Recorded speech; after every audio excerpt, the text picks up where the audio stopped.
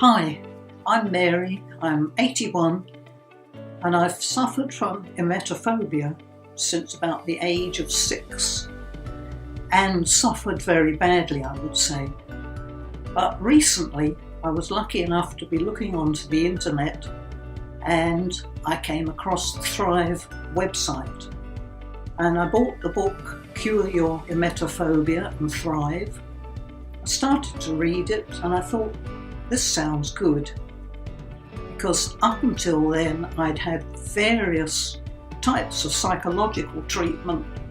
None of them made any sense, none of them did any good.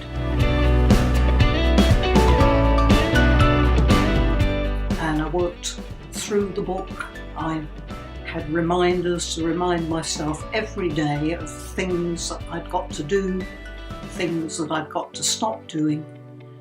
And I think I can now fairly say that at 81, after 75 years of suffering, I'm cured. And in fact, a couple of weeks ago, I picked up some tummy bug at a party. And although I wasn't sick, a couple of times I felt so sick that I was sure I was going to be.